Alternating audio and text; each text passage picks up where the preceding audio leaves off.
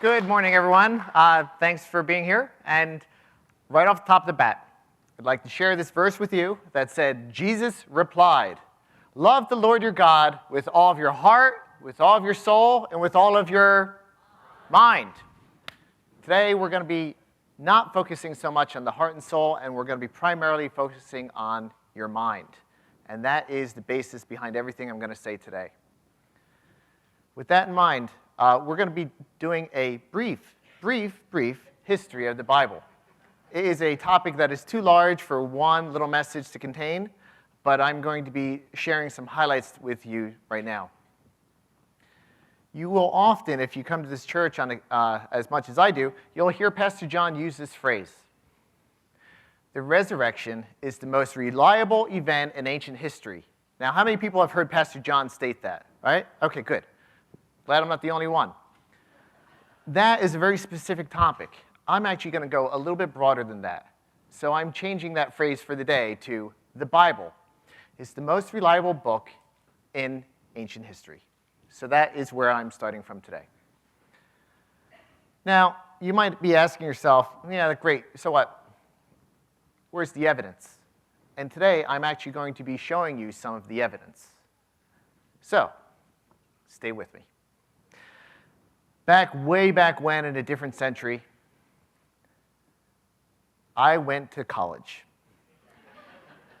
I went to Rowan University down in South Jersey, and I was forced, like many other college students, to take gen ed classes. Now, we all know, if you've been in college, how horrible gen ed classes are. You're forced to take something you're not really interested in just so you can check a box, right? We've all been there, or many of us have. And I was forced into taking an Introduction to World Religions class. Yeah, not fun.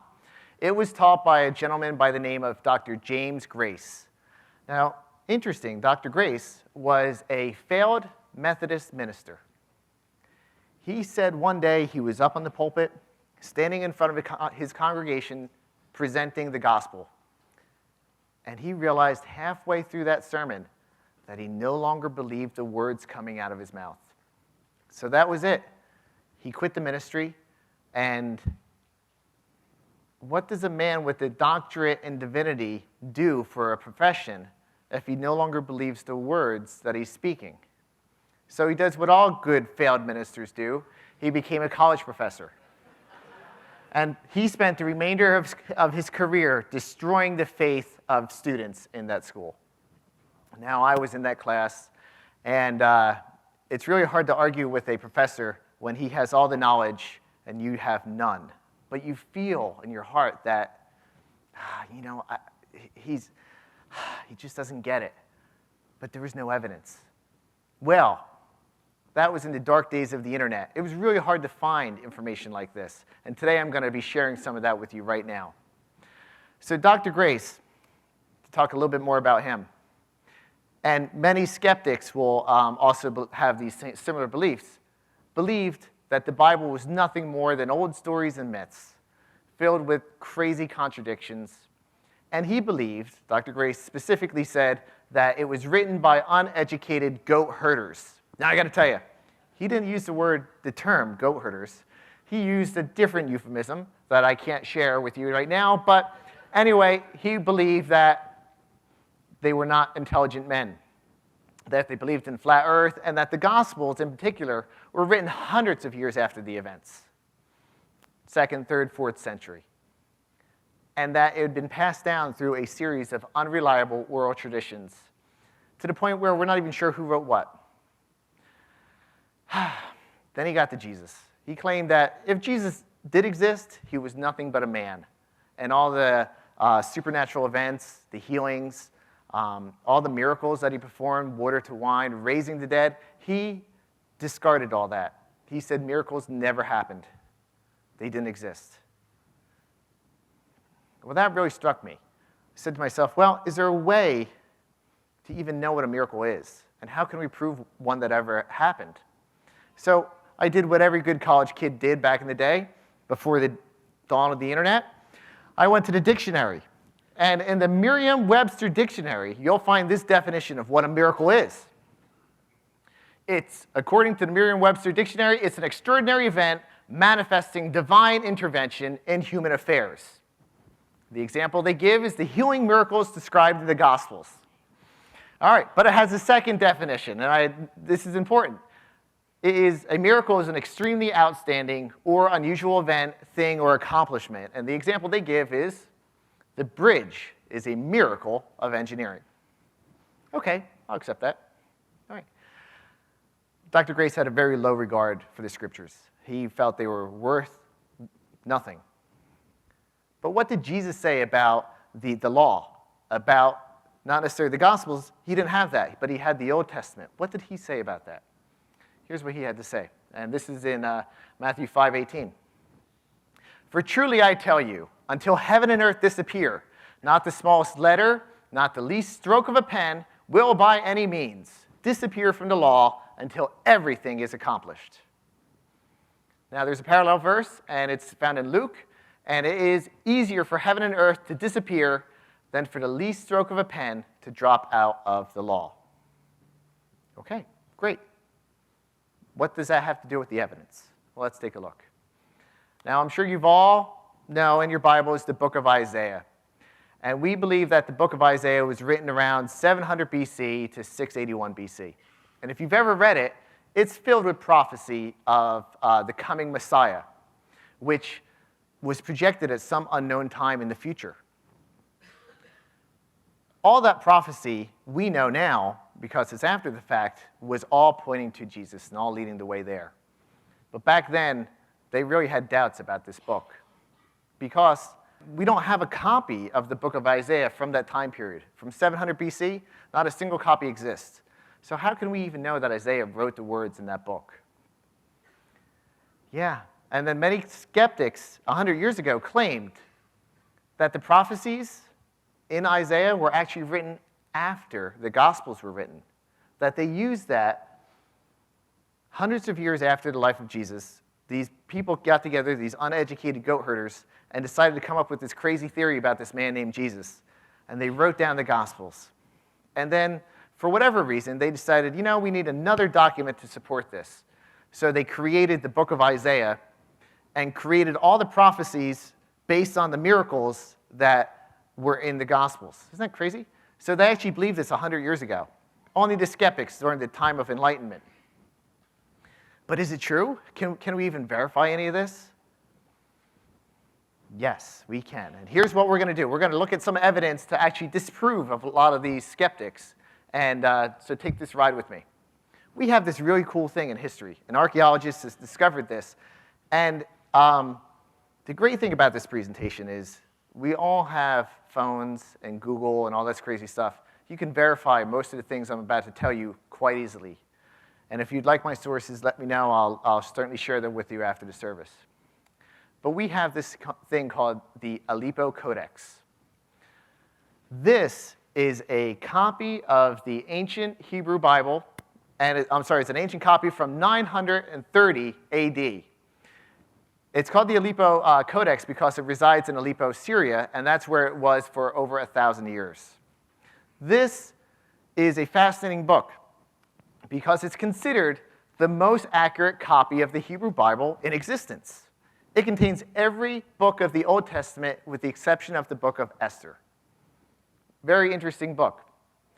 Now, it has a crazy Indiana Jones type of history. Back in the Crusades, this book was captured by the Crusaders and held for ransom. The Jews had to spend a lot of money to get that Bible back. They kept it for another 1,000 years or so, and when the Jewish state of Israel came into being in the 1940s and 50s, Syria said, you know what? This book belongs in Jerusalem. So they decided to offer it as a gift from Syria to Israel. Unfortunately, sometime during the transportation of that document, 200 pages were lost. What happened to them? Well, the Syrians claimed that the museum caught on fire and burned down. And somebody ran in, grabbed the copy, and ran out of the museum while flames were raining down on them. And that's the official story. However, thanks to the black market, we know that some of these 200 pages have turned up, and they're in private collections. So somebody's lying. We're just not really sure who. But how does this fit into what we're talking about? So here's a timeline of the book of Isaiah. We know from what we just discussed that the book of Isaiah was written around 700 BC. Now, I just mentioned that Aleppo Bible, and we know that was from 930 AD. It's a long time. It's a long difference between having the original being written down and our first reliable copy, right? But when you do the math, it's over 1,600 years. Whoa, that's a lot of time. And that's a tremendous amount of time for textual corruption to be included into the document. What that means is if someone copies it down and they make a copy of it, and they make a copy of it, and make another copy of it, and it's all done by hand, how do you know that the original will match the copies after a whole bunch of them happens over 1,600 years? How do we know that Isaiah wrote that book? It's like a game of telephone, which you probably had to play when you were kids. So for instance, my lovely wife Ricky's over here, and if I whispered in her ear and I said, hey, after church, let's go down to the general store and get some lunch. And she whispers that down the lane, and they keep whispering it down and down and down to everybody, and then it gets all the way to the back. And Beth Wright gets it. And by the time it gets to Beth Wright, she says, hey, let's skip church and go fishing. That is an example of textual corruption, okay? So that's what we're talking about here. And they believe that a lot of that happened between the original writing in 700 BC and our first reliable copy, which is in 930 AD. Let's take a look at some of the evidence. Now, I'm sure we've all heard of the Dead Sea Scrolls, right? Okay, the Dead Sea Scrolls, just so you know, it's a collection of 981 different scrolls that were discovered in the 1940s, the 1950s, and if you've been paying attention to the events that's been happening in the world, you know that we discovered a new cave in February of 2017, 2 months ago. So this might be news to you. They stumbled upon the cave, they opened it up, they went inside to see what was in there because it was filled with treasure troves of information from ancient times. They discovered it was completely empty, except for one clay pot filled with a scroll that had no writing on it. Well, they did a little bit more excavating, and they realized that somebody had gotten there first. They had discovered the cave back in the 40s and 50s, and they plundered the whole thing. Anything that was in there, they removed, and chances are it's on the black market and in private collections. Now, how do they know it's from the 1940s and 50s that it was plundered? They found a pickaxe. And although it probably doesn't say this, they believe, on the handle it says Sears and Roebuck. So they know it's not from antiquity, and this is a relatively recent occurrence.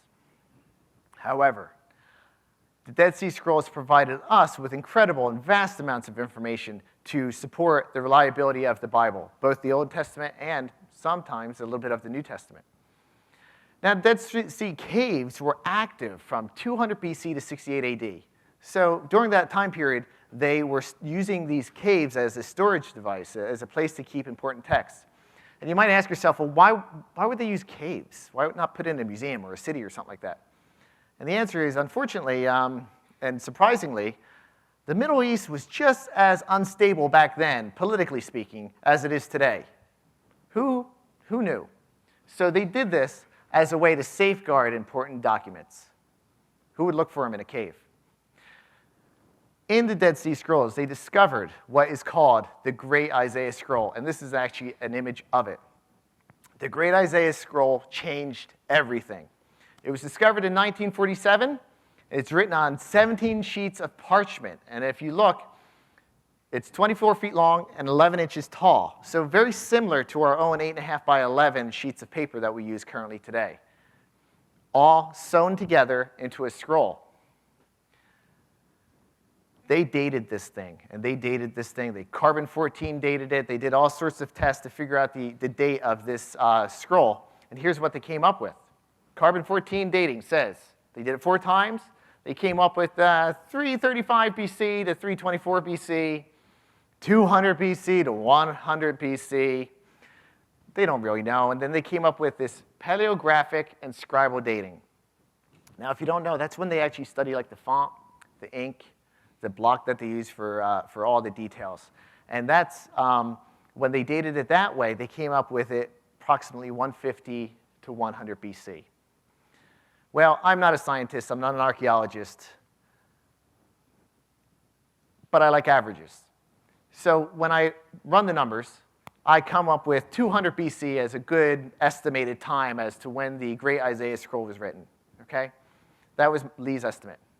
But the neat thing about this is the discovery of this great Isaiah scroll, and let's say it's from 200 BC, it disproves one of the theories that the book of Isaiah was written after the Gospels. But let's look at our time frame. We have the origin date of the book of Isaiah from 700 BC. We have the Aleppo Bible to 930 AD. Then we have the great Isaiah scroll from 200 BC. Now that means it's way closer than the original than the Aleppo Bible, which means it's only 500 years difference. Significantly closer. But how reliable can it be? I mean, there's still 1,100 years between the great Isaiah scroll and the Aleppo Bible, which means there's plenty of time to enter into textual corruption. Well, the archaeologists were very excited to be able to compare the two documents, and here's what they found. When they compared them side by side, word for word, letter for letter, they discovered that after 1,100 years, the two documents were virtually identical. Wow. But what does virtually mean? I mean, you know, we hear that word all the time. Is it 10%? Is it 50%? Is it 100%? What is it? 95% identical. That, to me, is staggering. But then you might be saying, well, all right, well, fine. Well, what about the 5%? Well, let's take a look. The 5% consists chiefly of obvious slips of the pen and variations of spelling. All right, what does that mean to me? A slip of the pen, for us in English, is like forgetting to dot the I and cross the T. That's considered an obvious slip of the pen. And for a variation in spelling, growing up my entire life, I spelled the word gray, G-R-A-Y. Other people spell it G-R-E-Y. It doesn't change the definition, doesn't change the pronunciation, it changes nothing. It's just the way it's written down. And just in case you're wondering which is the correct version, it's G-R-A-Y, and everyone that does it the other way is wrong. But just the way it is. So the Israelites really cherished the law and the Word of God. They felt it was extremely important. And in fact, in Deuteronomy 6, you get this verse. These commandments that I give you today are to be on your hearts, and press them on your children. Talk about them when you sit at home and when you walk along the road. When you lie down, when you get up, tie them as a symbol on your hands and bind them on your foreheads. Now this is the key. Write them on the door frames of your houses and on your gates. From the research I found, apparently the ancient culture of the Israelites had a slightly higher literacy rate than many other ancient cultures, slightly higher. And they believed it's because they wanted to learn and read the law. However, the thing they lacked was writing material. We could go down to Staples right now, get a 3-ring binder filled with loose leaf paper, and have tons and tons of pages to write on to our heart's content. That didn't exist back then. So they needed something to write on. So what's flat? Flat surface that you might have in your house would be a door or a gate. And they used them, and they actually would write them on the law. And if I know when the Lonettas moved into the house they were in, there was actually a small Jewish scroll on the door frame filled with a blessing. And you might still see some of them in houses today. The next thing I have is crazy. And I got to tell you, I need you to kind of like tune in if you haven't fallen asleep yet. This is very detailed. There's a lot of junk in here. And it's a document that they discovered hundreds of years ago defining how they would duplicate documents back in the day. Very detailed. The reason I'm reading this is I want you to think about this and keep this in your mind. The thing I'm about to share with you would it be written by an uneducated goat herder? A synagogue roll must be written on a skin of a clean animal and prepared for the particular use of the synagogue by a Jew. These must be fastened together with strings taken from a clean animal. Every skin must contain a certain number of columns equal throughout the entire codex. The length of each column must not extend over less than 48 or more than 60 lines. And the breadth must consist of 30 letters. The whole copy must be first-lined, and if 3 words should be written without a line, it is worthless. Whew, you still with me? It goes on. The ink should be black, neither red, green, or any other color, and be prepared according to a definite recipe. An authentic copy must be the exemplar from which the transcriber ought not in the least deviate. No word or letter, not even a yod, must be written from memory. Now, what the heck's a yod? I didn't know what a yod was, so I had to ask Pastor John. And he said it was basically like dotting an I. It's really, it's the smallest character that you have in the alphabet. Okay. But wait, we're not done. Between every consonant, the space of a hair or thread must intervene. Between every new parash or section, the breadth of 9 consonants. Between every book, 3 lines. The 5th book of Moses must terminate exactly with a line, but the rest need not do so. Besides this, the copyist must sit in full Jewish dress, wash his whole body, not begin to write the name of God with a pen newly dipped in ink. And should a king address him while writing the name, he must take no notice of him. Yeah, all right, a lot of information. But the question I have for you is, does that sound like an uneducated goat herder could write and do on a regular basis? Or does this sound like the work of educated men dedicated to their craft? Leave that up to you to decide.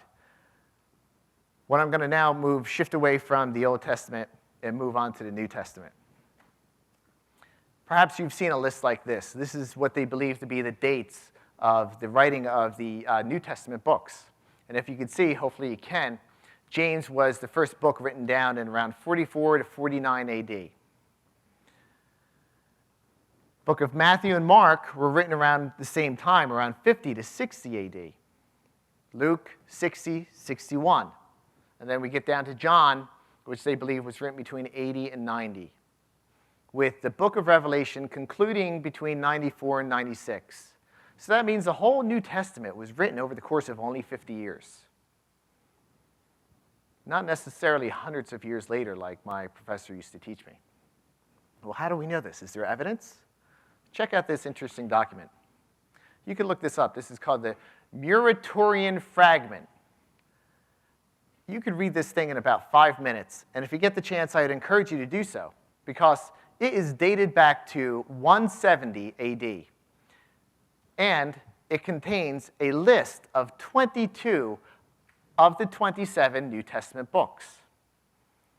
What's so cool about this is proof outside of the Bible that the New Testament books were completed, accepted, and in wide circulation by 170 AD. I think that's pretty cool. But I have some good, solid evidence for you that I'd like to share. This is a fragment. This is called a manuscript fragment, P52. And it's from John 18, 31, 33. And if you flip it over, it's John 18, 37, 38. Now, this looks pretty massive on your computer screen right here.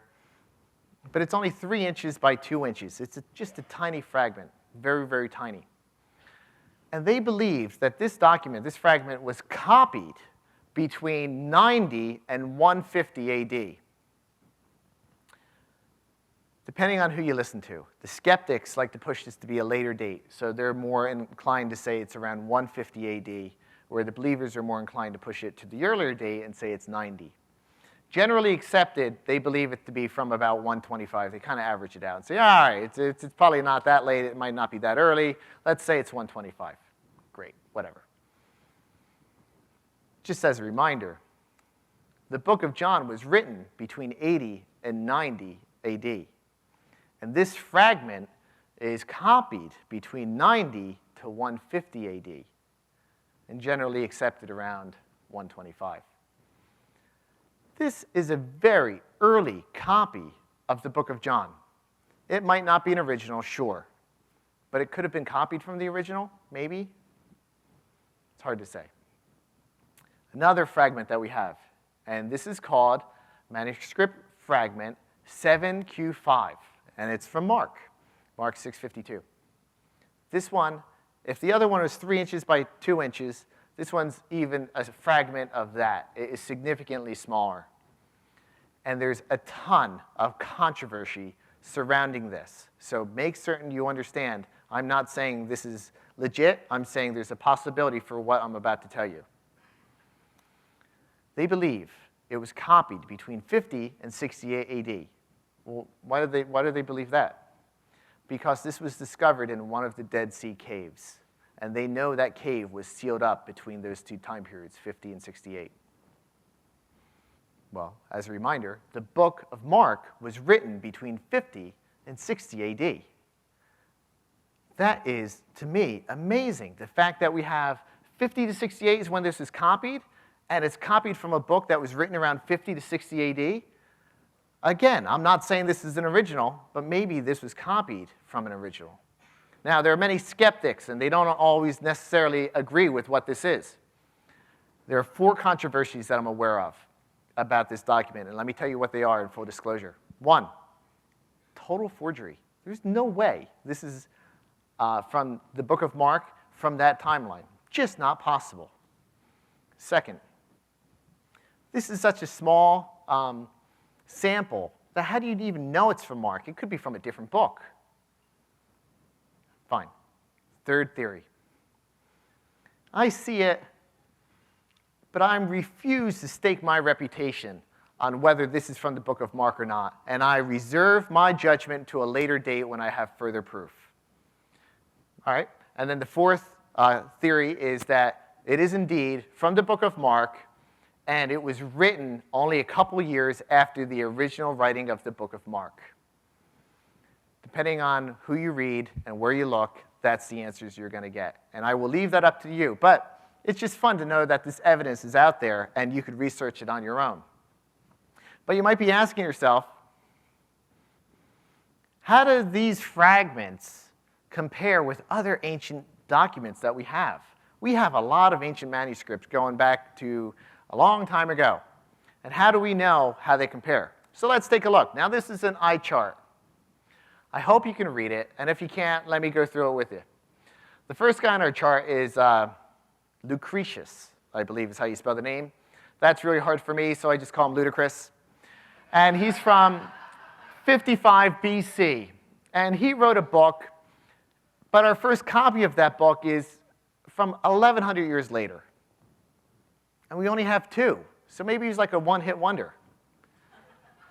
Going through the rest of the list, there are some famous people on here that you may have heard of, like Plato. In college, I had to read Plato's Republic. Did anyone else have to read Plato's Republic? Wasn't it like the world's worst book? Boring. Well, that's on the chart here, and it was written around the 400 BC. But our earliest copy shows up 900 years later. And on top of that, we only have 7 copies. There's not a lot that we can compare with the original if our first copy is almost 1,200 years after the original. That's a significant time for textual corruption to be incorporated into the text. And yet, on college campuses everywhere, no one doubts the validity of Plato's Republic. It's just accepted that he wrote those words. Moving down the list, there's Suetonius, Euripides, and then this guy named Julius Caesar. You've all heard of Julius Caesar, and he wrote about the Gallic Wars. Our first copy is 900 years after the fact. And look how many copies we have. We only have 10. That's not a lot. And yet, there's not a single historian that doubts the reliability of Julius Caesar's work. Moving on, we have Tacitus, Aristotle, Sophocles. And then we have our favorite, which is Homer Simpson, who wrote the Iliad, right? So the Iliad was written, and this is the best document that we have. It was written in 900 BC. Our earliest copy is from 400 BC, which gives us a 500-year difference between our original writing and our first copy. That's pretty good. And look, ludicrous, one-hit wonder. He only had 2 copies, but Homer Simpson wrote a book, and we have 643 copies of it from antiquity. That's astonishing. And they're able to take those books and analyze them word for word to see how much they deviate. And they discovered that they are 95% textually pure. How does the New Testament compare to all these other books? So hold on to your seat, because this is pretty awesome. The New Testament, written between 50 and 100 AD. Earliest copy shows up around 130, 125 in that fragment, which means there's only 30 years between the end of Revelation and our first copy of the Gospels. And we have over 5,000 copies of them. 5,686 ancient copies of the New Testament. Not 2, not 7, not 10. 5,000 Greek New Testaments in existence today. And when they compared them all together, word for word, they are 99.5% textually pure. That's incredible. That is just amazing to me. But in addition to that, we have 19,000 copies in Syriac, Latin, Coptic, and Aramaic. That is an astonishing amount. And if you do the math, that's a total of over 24,000 ancient New Testament manuscripts. That's a staggering amount. So just for fun, let's take a look at this chart again. Ludicrous, 2 copies. 1,000-year difference. Plato, 7 copies. How lame. Homer, pretty good, huh? Homer Simpson with 643. But then when we get to the New Testament, over 5,000. That, to me, means that the New Testament reliability, it just dwarfs everything else, and everything else pales into comparison. So as I wrap things up, my professor was a critic. He was a skeptic. And if the critics of the Bible dismiss the New Testament as unreliable information, then they must also dismiss the reliability of the writings of Plato, Aristotle, Caesar, Homer, and many other ancient writers. And that's why I believe that the Bible is the most reliable book in ancient history. And that, by definition, is a miracle. Thanks.